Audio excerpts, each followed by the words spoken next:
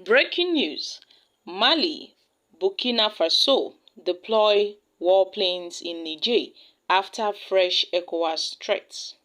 Hi guys, welcome back to Spice Channel TV. Thank you for always coming out here. If you're joining us for the first time, please kindly subscribe and don't forget to give us a thumbs up. Thank you. The regional bloc had given Niger junta a week ultimatum to reinstate President Mohamed Bazoum or face possible sanctions, including possible military action. The couplist had called the bluff of ECOWAS and vowed to resist foreign intervention. Subsequently, the ECOWAS defense chiefs were ordered to activate the region's force for action to restore civil rule in Niger. But Burkina Faso and Mali warned that any military intervention in Niger would be considered a declaration of war against them. In a joint statement, the governments of Burkina Faso and Mali said that the disastrous consequences of a military intervention in Niger could destabilize the entire region. This comes as a delegation from ECOWAS has arrived in Niger Republic for talks with the military officers who seized power. And according to AFP, a plane carrying the delegation led by the former Nigerian military leader, General Abdulsalami Abubakar, landed in the capital, Niamey, at around 12 p.m. on Saturday, ahead of talks to return the country to democratic rule. A source close to the latest delegation told news agency that the ECOWAS representatives would send a message of firmness to the army officers and meet Bazoum. The latest move of Mali and Burkina Faso was disclosed by the Niger's national television. In a report, the television station stated that the military leaders with Burkina Faso, Mali, and Niger convened in the Nigerian capital, Niamey, to decide on a concrete measures which included the deployment of warplanes in case this ECOWAS chooses to escalate a war. And I can tell you, my country people, at this moment, Burkina Faso, Mali, they have deployed warplanes to Niger Republic following the Economic Community of West African States' possible armed invasion to restore democracy in the Niger Republic.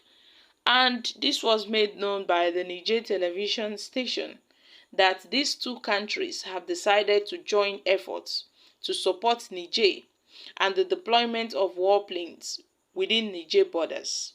Mali and Burkina Faso have turned their commitment into concrete action. They've started deploying warplanes to respond to any attack on Niger. So these warplanes are on standby. Now these coup leaders imprisoned President Mohamed Bazoum on June 26, 2023.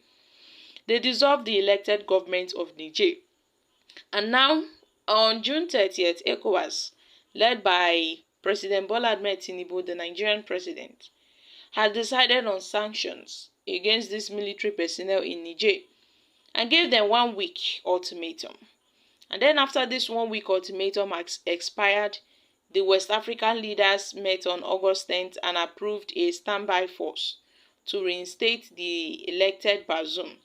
Although these guys, they thought that the ECOWAS, they were bluffing. So they vowed to resist any sort of foreign intervention. Now, my country people, the ECOWAS defense chiefs were ordered to activate the region's force for action to restore civil rule in Niger, noting that they will invade the country on the D-Day. So they'd already planned how they want to invade Niger. But the military government in Mali and Burkina Faso have called ECOWAS bluff, saying that any pakaram they are always on standby. In fact, they have mounted their own warplane in case the ECOWAS tries to, do anything funny by bringing force or coming up with a military intervention. Then they would be ready to strike at any moment. So guys, I think this issue now has escalated because these guys now are talking about war.